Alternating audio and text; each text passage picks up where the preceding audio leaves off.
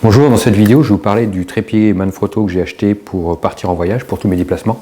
Donc c'est un trépied très pratique, donc on peut le voir ici dans sa housse, très compact. Avec la housse ça fait 43 cm de long, ce qui est très peu encombrant, et ça fait, le trépied fait moins d'1,5 kg. Donc c'est quand même hyper sympa et très pratique quand on voyage.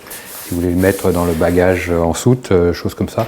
Parce qu'après en bagage à main, ça peut être encombrant et les douaniers peuvent se poser des questions.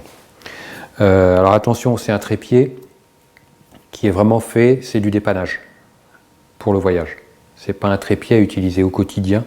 Moi, c'est pas un trépied que j'utilise tous les jours. Non, je ne l'utilise qu'en vacances, qu'en voyage. Comme vous le voyez, c'est léger, c'est compact. Ça peut être emmené pour du trekking, ça peut être emmené pour la rando, pour prendre l'avion, pour prendre le TGV. Dès qu'on a un peu, on ne veut pas s'embêter avec les bagages. Donc, c'est vraiment un trépied de dépannage pour pouvoir faire des photos, stabiliser son appareil photo quand on n'a pas d'autre choix, quand on n'a pas d'autre solution.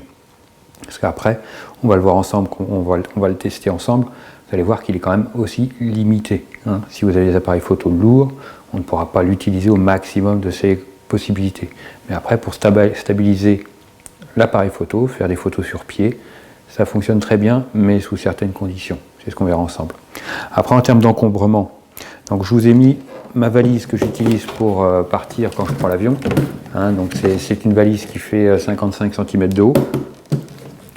Et dans cette valise, on peut glisser le trépied, comme vous le voyez. Hop, le trépied dedans, il ne prend pas de place. Après, on peut aussi le mettre sans sa housse, si on le sort de sa housse. Donc vous voyez, le trépied est vendu avec une housse très sympa, matelassée. Vous avez une plaque Manfrotto standard, très important. Et vous avez le trépied à proprement parler. Voilà. Et voilà la bête. Donc vous voyez, c'est pas très grand. Vous avez la colonne à l'intérieur, il est replié avec les pieds sont repliés complètement le long de la colonne, et vous avez une rotule qui est vendue avec. Donc c'est pas la peine d'acheter de rotule, vous avez une rotule Manfrotto avec. Et comme vous le voyez, une fois plié, il prend absolument pas de place. Et dans la valise, il en prend encore moins sans la housse. Comme vous pouvez le voir, il tient, il prend absolument très peu de place. Donc je dirais l'objectif ici, c'est d'avoir du matériel léger et compact. Je dirais là, la mission est accomplie.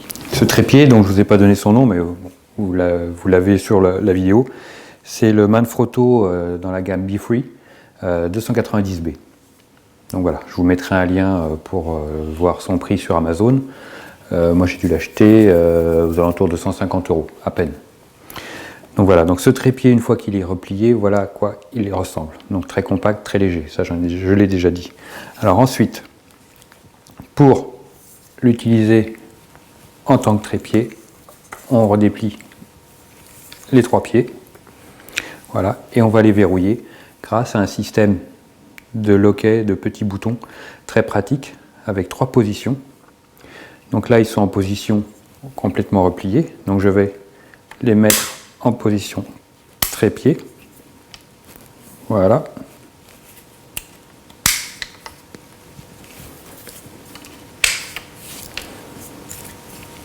Et voilà, ce qui fait qu'on a le trépied maintenant est dans sa position de travail. Et on a pu dégager la colonne avec la rotule. Ce qu'on a avec, c'est une plaque Manfrotto. C'est une plaque standard. Je dirais l'avantage, c'est que cette plaque, elle ressemble à toutes les plaques des rotules Manfrotto, donc ce qui fait que moi je me suis borné à acheter que du Manfrotto. J'ai 3 pieds photo, 4 rotules différentes, et c'est que du Manfrotto, donc ce qui fait que c'est que des plaques identiques à celle-ci. Donc vous pouvez voir que l'avantage, c'est que maintenant votre appareil photo, s'il a la plaque vissée dessous, il pourra s'adapter à n'importe quel de vos matériels. Ça c'est vraiment quelque chose où il faut y penser. Parce que si vous achetez des pieds de marques différentes, vous n'aurez pas un système qui ne sera pas polyvalent. Vous serez toujours embêté. Si vous voulez passer d'un pied à l'autre, vous serez obligé de changer la plaque. Alors que là, moi, avec une seule plaque, je vais sur tous mes pieds, tous mes trépieds. Donc on met la plaque comme ça. Hop. Ensuite, la rotule, c'est une rotule balle. On dévisse et après on a la tête qui pivote complètement, qui peut tourner aussi. On resserre. Vous voyez, vraiment quelque chose de très très fonctionnel, de très simple. Si vous voulez aussi, vous pouvez démonter la rotule et en changer, en mettre une autre si vous voulez. Enfin bon, après, moi je vois pas l'intérêt, mais vous en verrez peut-être un. Mais vous avez cette possibilité. Je repousse ça. Au niveau du trépied, je dirais, voilà, quand on parlait des limites du système, c'est la colonne. Parce que si vous avez votre pied avec un appareil photo assez lourd, je dirais moi mon 5D Mark III avec l'ensemble des trépieds complètement, c'est déloqué. Donc vous voyez, hop, on a quand même une bonne longueur. Je vais le déplier complètement.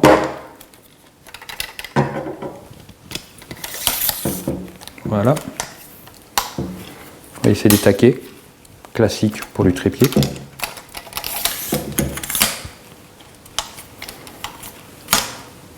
Et voilà.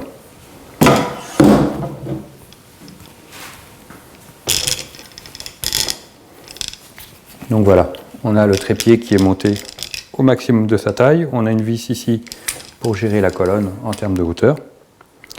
Par contre, je dirais la limite, c'est qu'à pleine hauteur, ça ne sera pas stable du tout. Donc évitez d'utiliser la colonne retirée complètement. Simplement, utilisez-la à mi-course. Comme ça, vous allez gagner en stabilité et ça ne bougera absolument pas. Ensuite, on a la possibilité d'utiliser le trépied avec une troisième position sur les boutons en bout de chaque pied. C'est de la mettre en position mitrailleuse, c'est-à-dire au ras du sol. Donc on remonte la colonne. Je vais re-rentrer tous les pieds parce que j'ai pas besoin pour cette démonstration. Voilà. Au passage, vous voyez que la mise en œuvre est assez simple et rapide. Donc c'est un matériel qui est très facile à utiliser. Donc voilà.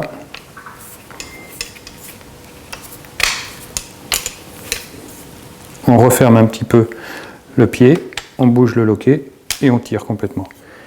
Et voilà, et on a le pied en position qui est au ras du sol. On peut redescendre. On peut avoir aussi la colonne. On monte ou on descend la colonne comme on veut dans cette position, jusqu'à ce que la colonne peut-être aussi ait touché le sol. Donc attention à ça. Je dirais voilà. Ça, c'est un trépied qui, en voyage, est très pratique et très stable. Moi, ça m'est arrivé de l'utiliser pour faire les couchers de soleil quand j'étais assis sur un muret. Je le prends, je le remets en position trépied.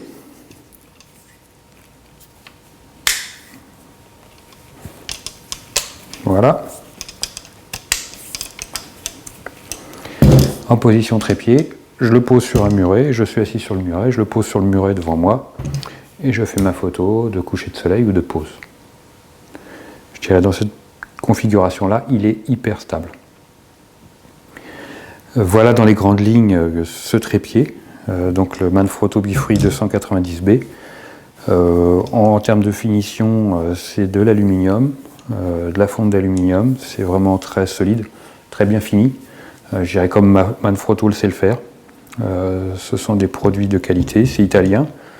Je dirais là-dessus, il n'y a pas de surprise à avoir, pas de mauvaise surprise. Moi, je l'ai utilisé, là, ça fait 2 fois que je suis parti en Italie et en Grèce avec.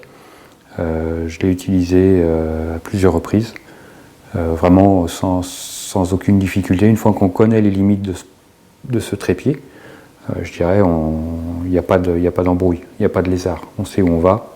Moi, je l'ai utilisé en conséquence. Donc, on va être limité en termes de hauteur. Ça va faire, grosso modo, il va arriver, je dirais, on va pouvoir l'utiliser sur une hauteur maxi pour être stable. Oui, on va mettre 1m30, 1m40. J'ai prévu le pied. 1m30, 1m40 en termes de hauteur maxi, pour avoir une stabilité maximale, la plus confortable possible. Hein, après, bon, s'il y a vraiment du vent, redescendez la colonne au maximum, pour profiter au maximum de la stabilité des pieds. S'il y a beaucoup de vent, n'utilisez pas la colonne levée. Laissez-la en position basse. Comment est-ce qu'on le replie? Ça, c'est quand même important. Alors, comment on replie ce pied Manfrotto? Il suffit de reprendre les petits taquets, replier les pieds un tout petit peu. Voilà, pour libérer les taquets, comme ça. Et on va les tourner en position rangement. Et ensuite, on replie les pieds à l'envers. Voilà. Voilà. Ce qu'il faut faire aussi, c'est remonter la colonne. Voilà. Parce que j'essayais de remonter la colonne en bougeant la rotule, ça ne le fait pas. Donc voilà, j'ai remonté la colonne. La rotule, on va la remettre à bien droite. Voilà. Par contre, ce qu'il faut faire, c'est retirer la plaque. Voilà. Comme ça, on desserre la rotule pour qu'elle se mette bien en position. Voilà. Comme ça, vous voyez, il prend quasiment pas de place. Et on resserre la rotule. Voilà. Votre pied est replié, prêt à venir retrouver sa place dans la housse. Voilà, n'oubliez pas de remettre avec la petite plaque. Ça serait dommage de l'oublier, ça c'est essentiel pour pouvoir utiliser votre appareil sur le trépied. Pensez à mettre la plaque. Donc voilà, le petit pied Manfrotto, le 290B dans la gamme Be Free. Merci à vous et à très vite sur commentphotographier.com.